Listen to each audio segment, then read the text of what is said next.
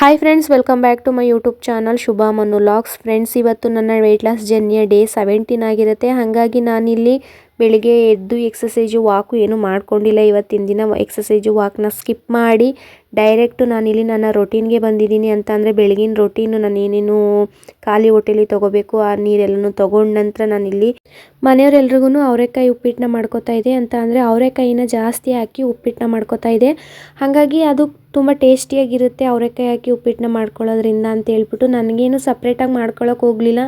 ಅದನ್ನೇ ನಾನು ಸ್ವಲ್ಪ ತೊಗೊಂಡು ಅದ್ರ ಜೊತೆ ಮೊಸರು ಹಾಕ್ಕೊಂಡು ತಿಂದೆ.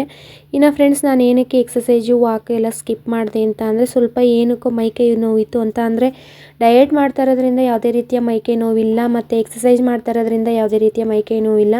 ಸ್ಟಾರ್ಟಿಂಗು ಒಂದು 3-4 ಡೇಸು ಆ ಥರ ಪೇಯ್ನ್ ಬರುತ್ತೆ ನಮಗೆ.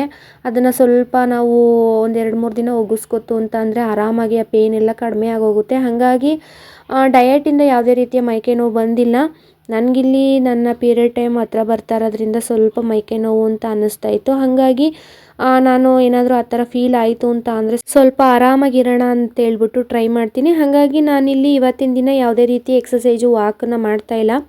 ಅಂದರೆ ಕೆಲವೊಬ್ರಿಗೆ ನೀವು ಅಬ್ಸರ್ವ್ ಮಾಡಿ, ಹೆಣ್ಮಕ್ಳಲ್ಲಿ ಏನಾದರೂ ಒಂದು ಮಂತ್ಲಿ ಪೀರಿಯಡ್ ಅಂತ ಸ್ಟಾರ್ಟ್ ಆಗುತ್ತೆ ಇನ್ನೇನು ಅಂತ ಅನ್ನುವಾಗ ಕೆಲವೊಬ್ರಿಗೆ ಒಂದು ವಾರ, ಇನ್ನು ಕೆಲವೊಬ್ರಿಗೆ ಇನ್ನೊಂದು 3-4 ಡೇಸು, ಇನ್ನು ಕೆಲವೊಬ್ರಿಗೆ 1 ಡೇ 2 ಡೇ ಅನ್ನೋಷ್ಟರಲ್ಲಿ ಪೇಯ್ನ್ ಸ್ಟಾರ್ಟ್ ಆಗುತ್ತೆ. ಮುಂಚೆ ನನಗೆ ನಮ್ಮ ಚಿಂಟು ಹುಡೋಕ್ಕೆ ಮುಂಚೆನೇ ನನಗೆ ಒಂದು ವಾರ ಅನ್ನುವಂಗೆ ಪೇಯ್ನ್ ಎಲ್ಲ ಸ್ಟಾರ್ಟ್ ಆಗ್ತಿತ್ತು. ಅಂದರೆ ಮೈ ನೋವು ಬರೋದು ಮತ್ತು ಕೈಕಾಲೆಲ್ಲ ನೋವು ಬರೋದು ಈ ಥರ ಸ್ಟಾರ್ಟ್ ಆಗಿಬಿಡ್ತಿತ್ತು. ಆವಾಗ ಗೊತ್ತಾಗ್ತಿತ್ತು ಪೀರಿಯಡ್ ಆಗುತ್ತೆ ಇದು.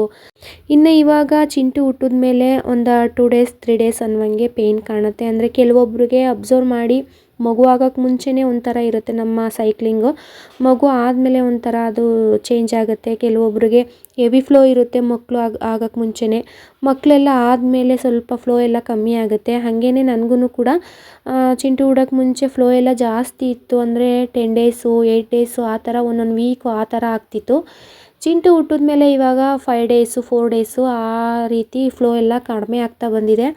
ಹಾಗೇ ಈಗ ನನಗೆ ಒಂದು ಮಗು ಆದಮೇಲೆ ಪೀರಿಯಡ್ಗೆ ಇನ್ನೊಂದು 2 ಡೇಸ್ ಅನ್ನೋ ಟೈಮಲ್ಲಿ ನನಗೆ ಪೇಯ್ನ್ ಎಲ್ಲ ಕಾಣಿಸ್ಕೊಳ್ಳುತ್ತೆ. ಹಾಗಾಗಿ ಸ್ವಲ್ಪ ಎಕ್ಸಸೈಸ್ ಎಲ್ಲ ಮಾಡಿದ್ರೆ ಇರುವಾರ ಸ್ವಲ್ಪ ಬಾಡಿಗೆ ಪೇಯ್ನ್ ಆಗ್ಬೋದು ಅಂತ ಹೇಳ್ಬಿಟ್ಟು ಇವತ್ತು ಸ್ಕಿಪ್ ಮಾಡಿದ್ದೀನಿ. ಇನ್ನು ಫ್ರೆಂಡ್ಸ್, ನಾನು ಯಾವುದೇ ರೀತಿಯ ಹಳೆ ವಿಡಿಯೋಗಳೆಲ್ಲನೂ ಸೇರಿಸ್ಕೊಂಡು ಒಂದು ಎಕ್ಸಸೈಸ್ ಮಾಡಿದ್ದೀನಿ, ವಾಕ್ ಮಾಡಿದ್ದೀನಿ, ಈ ಥರ ಫುಡ್ ತೊಗೊಂಡಿದ್ದೀನಿ ಅಂತ ನಾನು ಯಾವುದೇ ರೀತಿಯ ಚೀಟ್ ಮಾಡಲ್ಲ ನಿಮಗೆ. ನಾನು ಆವತ್ತಿನ ದಿನ ನಾನು ಏನು ಮಾಡಿದ್ದೀನಿ, ಎಕ್ಸಸೈಸ್ ಮಾಡೋದನ್ನ ಹೌದು ಎಕ್ಸಸೈಸ್ ಮಾಡಿದ್ದೀನಿ, ವಾಕ್ ಮಾಡೋದನ್ನ ಹೌದು ವಾಕ್ ಮಾಡಿದ್ದೀನಿ ಅಂತ ಹೇಳ್ಬಿಟ್ಟು ಮಾಡ್ತೀನಿ ಹೊರತು ಎಕ್ಸಸೈಸು ಮಾಡಿದೆ, ವಾಕು ಮಾಡಿದೆ, ಎಲ್ಲನೂ ಮಾಡ್ತಾಯಿದ್ದೀನಿ, ನೀವು ಮಾಡಿ ಅಂತ ನಾನು ಯಾವುದೇ ರೀತಿಯಲ್ಲೂ ನಾನು ನಿಮಗೆ ಫೇಕ್ ವೀಡಿಯೋಗಳನ್ನ ಅಂದರೆ ಹಳೆ ವೀಡಿಯೋಗಳೆಲ್ಲನೂ ಒಂದು ವೀಡಿಯೋಗೆ ಸೇರಿಸಿ ಎಡಿಟ್ ಮಾಡಿ ನಿಮಗೆ ತೋರಿಸ್ತಾ ಇಲ್ಲ. ನಾವು ಮನುಷ್ಯರೇ ಅಲ್ವಾ, ನಮಗೆ ಯಾವ ರೀತಿ ನಮ್ಮ ದೇಹ ಸ್ಪಂದಿಸುತ್ತೆ ಅದೇ ರೀತಿ ನಾವು ಹೋಗಬೇಕು. ಪ್ರತಿನಿತ್ಯ ಅಂದರೆ 24/7 ನಾವು ಒಂದೇ ಎನರ್ಜಿಲಿ ಇರೋಕ್ಕಾಗಲ್ಲ. ಕೆಲವೊಂದು ಸಲ ಅಪ್ಸ್ ಆ್ಯಂಡ್ ಡೌನ್ ಆಗೇ ಆಗುತ್ತೆ. ಹಾಗಾಗಿ ಆ ಥರ ಏನಾರ ಸಿಚುವೇಶನ್ ಇತ್ತು ಅಂತ ಅಂದಾಗ ನಮ್ಮನ್ನು ನಾವು ಬ್ಯಾಲೆನ್ಸ್ ಮಾಡ್ಕೋಬೇಕು. ಒಂದು ದಿನ ಸ್ಕಿಪ್ ಮಾಡ್ತು ಅಂದರೆ ಏನೂ ತೊಂದರೆ ಇಲ್ಲ ಫ್ರೆಂಡ್ಸ್. ನೀವೇನು ಮತ್ತೆ ವೆಯ್ಟ್ ಗೇನ್ ಆಗಿಬಿಡಲ್ಲ. ಫುಡ್ ಕಂಟ್ರೋಲ್ ಮಾತ್ರ ಇರಲೇಬೇಕು. ನೀವೇನೇ ಒಂದು ಎಕ್ಸಸೈಜು ವಾಕನ್ನ ಸ್ಟಾಪ್ ಮಾಡ್ತು 1 ದಿನದ ಮಟ್ಟಿಗೆ ಇಲ್ಲ 2 ದಿನದ ಮಟ್ಟಿಗೆ ಅಂತ ಅಂದರೆ ಫುಡ್ ಕಂಟ್ರೋಲ್ ಇತ್ತು ಅಂತ ಅಂದರೆ ಆರಾಮಾಗಿ ನೀವು ವೆಯ್ಟ್ ಲಾಸ್ ಮಾಡ್ಕೋಬೋದು. ವೆಯ್ಟ್ ಗೇನ್ ಏನು ಆಗಲ್ಲ. ಒಂದಿನ ಎಕ್ಸಸೈಸ್ ಮಾಡಲಿಲ್ಲ ವೆಯ್ಟ್ ಗೇನ್ ಆಗಿಬಿಡ್ತೀನೇನೋ ಅಂತ ಅಂದ್ಕೊಳ್ಳೋಕ್ಕೆ ಹೋಗಬೇಡಿ. ನಾನು ಫಸ್ಟೇ ಹೇಳ್ದಂಗೆ ಮೇಯ್ನು ಫುಡ್ ಕಂಟ್ರೋಲಿಂಗು 70%, ಇನ್ನು 30% ನಮ್ಮ ಬಾಡಿಗೆ ನಾವು ಎಕ್ಸಸೈಸು ಇಲ್ಲ ವಾಕು ಏನು ನಮ್ಮ ಬಾಡಿನ ನಾವು ದಂಡಿಸ್ತೀವಿ ಅದು ಮೇಯ್ನ್ ಆಗಿರುತ್ತೆ. ಅಂದರೆ ನಾವು ಸ್ಟ್ರೆಚ್ ಮಾಡಿದಷ್ಟು ನಮ್ಮ ದೇಹನ ಅಂದರೆ ಎಕ್ಸಸೈಜಿಂದ ನಮ್ಮ ಬಾಡಿನ ಸ್ಟ್ರೆಚ್ ಮಾಡಿದಷ್ಟು ಅದು ಇನ್ನೂ ಸ್ಕಿನ್ನೆಲ್ಲ ಟೈಟ್ ಬರುತ್ತೆ. ಹಾಗಾಗಿ ನಾವು ಎಕ್ಸಸೈಸ್ನ ಮಾಡ್ಕೋಬೇಕು. ಫ್ಯಾಟ್ನ ಬರ್ನ್ ಮಾಡ್ಕೊಳ್ಳೋದಕ್ಕೋಸ್ಕರ ನಾವು ಎಕ್ಸಸೈಸ್ನ ಮಾಡ್ಕೋಬೇಕು ಅಂತ ನಾನು ಹೇಳಿರೋದು. ಅದಕ್ಕಾಗಿ 1 ದಿನ 2 ದಿನ ಸ್ಕಿಪ್ ಆಯಿತು ಅಂದರೆ ತೊಂದರೆ ಏನಿಲ್ಲ. ಇನ್ನು ಫುಡ್ ಮಾತ್ರ ಕಂಟ್ರೋಲಲ್ಲಿ ಇರಲೇಬೇಕು. ಇನ್ನು ಫ್ರೆಂಡ್ಸ್, ನಾನು ವಾಕು ಎಕ್ಸಸೈಸ್ನ ಸ್ಕಿಪ್ ಮಾಡಿದ್ರು ನನ್ನ ಡೈಲಿ ರೊಟೀನ್ನ ನಾನು ಯಾವತ್ತೂ ಸ್ಕಿಪ್ ಮಾಡೋಕ್ಕೆ ಹೋಗೇ ಇಲ್ಲ. ಅಂದರೆ ಇವತ್ತೊಂದೇ ದಿನ ಆ ರೀತಿ ಆಗಿದ್ದು, ಇಲ್ಲ ಅಂದರೆ ವಾಕಾರು ಮಾಡ್ತಿದ್ದೆ ಇಲ್ಲ ಎಕ್ಸಸೈಸ್, ಎರಡರಲ್ಲಿ ಯಾವುದಾದ್ರೂ ಒಂದು ಮಾಡ್ಕೋತಿದ್ದೆ. ಹಾಗಾಗಿ ನಮ್ಮ ದೇಹ ಯಾವ ರೀತಿ ಸ್ಪಂದಿಸುತ್ತೆ ಅದನ್ನು ನೋಡಿಕೊಂಡೇ ಅಲ್ವಾ ನಾವು ಒಂದು ಡಯಟ್ನ ಮಾಡ್ಕೋಬೇಕಾಗಿರೋದು. ಹಾಗಾಗಿ ತೀರಾ ಆಯಾಸ ಮಾಡಿಕೊಂಡು ಮಾಡೋ ಅಂಥ ಅವಶ್ಯಕತೆ ಏನಿಲ್ಲ. ಇವತ್ತಾಗಲಿಲ್ವ ನಾಳೆಗೆ ಮಾಡೋಣ ಬಿಡಿ ಅಂದ್ಬಿಟ್ಟು ನಾವೊಂದು ಫುಡ್ ಕಂಟ್ರೋಲಿಂಗ್ ಮಾಡ್ಕೋತು ಅಂತ ಅಂದರೆ ಆರಾಮಾಗಿ ನಾವು ನಮ್ಮ ಡಯಟ್ನ ಮಾಡ್ಕೋಬೋದು. ಹಾಗಾಗಿ ಇವತ್ತು ಯಾವುದೇ ರೀತಿ ಎಕ್ಸಸೈಸ್ ಮಾಡ್ಕೊಂಡಿಲ್ಲ. ನನಗೂ ಕೂಡ ತುಂಬಾ ಬೇಜಾರಾಯಿತು. ಆಮೇಲೆ ಸ್ವಲ್ಪ ಫೋನೆಲ್ಲ ನೋಡ್ತೀನಲ್ಲ, ಕಣ್ಣೆಲ್ಲ ಸ್ವಲ್ಪ ನೋಯ್ತಿತ್ತು. ಅಂದರೆ ನಾನು ಫೋನ್ ನೋಡಲ್ಲ, ಕೆಲವೊಂದು ಎಡಿಟಿಂಗು ಮತ್ತು ವಾಯ್ಸ್ ಓವರ್ ಎಲ್ಲ ಕೊಡಬೇಕಾದ್ರೆ ಫೋನ್ ನೋಡ್ತೀನಿ. ಹಂಗಾಗಿ ನನಗೂ ಕೂಡ ಬೇಜಾರಾಗ್ತಾಯಿತ್ತು. ಈ ಫೋನಿಂದನೂ ಸ್ವಲ್ಪ ತಲೆನೋವು ಬರುತ್ತಲ್ಲ ಮತ್ತು ಕಣ್ಣುವೆಲ್ಲ ಬರುತ್ತಲ್ಲ ಅಂತ ಹೇಳ್ಬಿಟ್ಟು ಸ್ವಲ್ಪ ಬ್ಲ್ಯಾಕ್ ಕಾಫಿ ಮಾಡ್ಕೊಂಡು ಕುಡಿಯೋಣ ಅಂದ್ಬಿಟ್ಟು ಸ್ನ್ಯಾಕ್ಸ್ನ ತೊಗೋತಾ ಇದ್ದೆ. ಅದ್ರ ಜೊತೆ ಬ್ಲ್ಯಾಕ್ ಕಾಫಿ ಜೊತೆ ಸ್ವಲ್ಪ ಹಣ್ಣನ್ನು ಕೂಡ ತೊಗೊಂಡೆ. ಇನ್ನು ಫ್ರೆಂಡ್ಸ್, ನಾನು ಮಧ್ಯಾಹ್ನನೇ ಪಾಲಕ್ ಪನ್ನೀರ್ನ ಮಾಡಿರೋದ್ರಿಂದ ಅದನ್ನೇ ನಾನು ನೈಟಿಗೂ ಕೂಡ ತೊಗೋತಾ ಇದ್ದೀನಿ, ಚಪಾತಿ ಮತ್ತು ಪಾಲಕ್ ಪನ್ನೀರ್ನ.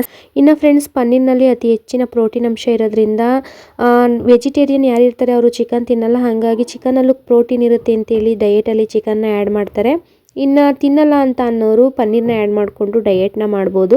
ಹಾಗಾಗಿ ನಾನಿಲ್ಲಿ ಸಿಂಪಲ್ಲಾಗಿ ಪಾಲಕ್ ಸೊಪ್ಪನ್ನ ಬಳಸ್ಕೊಂಡು ಪಾಲಕ್ ಪನ್ನೀರ್ನ ಮಾಡ್ಕೊಂಡಿದ್ದೀನಿ. ಅಂದರೆ ಜಾಸ್ತಿ ಏನು ಮಸಾಲೆ ಏನು ಹಾಕ್ಕೊಂಡಿಲ್ಲ. ಸ್ವಲ್ಪ ಶುಂಠಿ ಸೊಪ್ಪು, ಹಸಿಮೆಣ್ಸಿನ್ಕಾಯಿ, ಈರುಳ್ಳಿ, ಬೆಳ್ಳುಳ್ಳಿ, ಬೇಯಿಸಿರ್ತಕ್ಕಂಥ ಪಾಲಕ್ ಸೊಪ್ಪನ್ನ ರುಬ್ಕೊಂಡು ಪೇಸ್ಟ್ ಮಾಡಿಕೊಂಡು ಒಗ್ಗರಣೆ ಮಾಡಿ, ಅಂದರೆ ಸ್ವಲ್ಪ ಈರುಳ್ಳಿ ಎಣ್ಣೆ ಹಾಕಿ ಒಗ್ಗರಣೆ ಕೊಟ್ಕೊಂಡು ರುಬ್ಬಿದಂಥ ಮಸಾಲಾನ ಹಾಕ್ಕೊಂಡು ಅದು ಚೆನ್ನಾಗಿ ಬೆಂದ ನಂತರ ಅದಕ್ಕೆ ಉಪ್ಪು, ಸ್ವಲ್ಪ ಚಿಕನ್ ಮಸಾಲಾನ ಸೇರಿಸಿ ಇನ್ನು ಅದು ಕೂಡ ಬೆಂದ ನಂತರ ಮೀಡಿಯಮ್ ಸೈಜಲ್ಲಿ ಕಟ್ ಮಾಡ್ಕೊಂಡಂಥ ಪನ್ನೀರ್ನ ಹಾಕ್ಕೊಂಡು ಅದನ್ನು ಕೂಡ ಒಂದು 5 ನಿಮಿಷಗಳ ಕಾಲ ಕುದಿಸ್ಕೊಂಡ್ರೆ ಒಂದೊಳ್ಳೆ ರೀತಿಯ ಪಾಲಕ್ ಪನ್ನೀರು ರೆಡಿಯಾಗಿ ಹೋಗುತ್ತೆ ಫ್ರೆಂಡ್ಸ್. ಅದನ್ನು ನಾನಿಲ್ಲಿ ಮಧ್ಯಾಹ್ನದ ಊಟ ಮತ್ತು ಸಂಜೆ ಊಟಕ್ಕೆ ಎರಡಕ್ಕೂ ಆಗಲಿ ಅಂತ ಹೇಳ್ಬಿಟ್ಟು ಮಾಡ್ಕೊಂಡಿದ್ದೀನಿ. ಇನ್ನು ಫ್ರೆಂಡ್ಸ್, ನಾವೇನಾದರೂ ಫ್ರೀಯಾಗಿ ಇದ್ವಿ ಅಂತ ಅಂದರೆ ಮನೆಯಲ್ಲೇ ಪನ್ನೀರ್ನ ಮಾಡ್ಕೋಬೋದು. ಅಂದರೆ ಹಾಲನ್ನ ಒಡಿಸ್ಕೊಂಡು ಪನ್ನೀರ್ನ ಆರಾಮಾಗಿ ಮಾಡ್ಕೋಬೋದು, ತೊಂದರೆ ಏನಿಲ್ಲ. ಇನ್ನು ಫ್ರೀ ಇಲ್ಲ ಅಂತ ಅಂದರೆ ಅಂಗಡಿಯಲ್ಲಿ ತರಿಸ್ಕೊಂಡ್ರು ಕೂಡ ನಡೆಯುತ್ತೆ. ಹೈ ಪ್ರೋಟೀನ್ ಇರ್ತಕ್ಕಂಥ ಪನ್ನೀರ್ನ ನಾವು ನಮ್ಮ ಡಯಟ್ನಲ್ಲಿ ಆ್ಯಡ್ ಮಾಡ್ಕೋತು ಅಂತ ಅಂದರೆ ನಮ್ಮ ವೆಯ್ಟ್ ಲಾಸ್ಗೂ ಕೂಡ ಹೆಲ್ಪ್ ಆಗುತ್ತೆ ಫ್ರೆಂಡ್ಸ್. ಹಾಗಾಗಿ ನಾನು ಇವತ್ತಿನ ವೀಡಿಯೋನ ಅಂದರೆ ಡೇ 17ನ ವೀಡಿಯೋನ ಇಲ್ಲಿಗೆ ಮುಗಿಸ್ತಾ ಇದ್ದೀನಿ ಫ್ರೆಂಡ್ಸ್. ಇನ್ನು ನೆಕ್ಸ್ಟ್ ವೀಡಿಯೋದಲ್ಲಿ ಸಿಗೋಣ. ಬಾಯ್.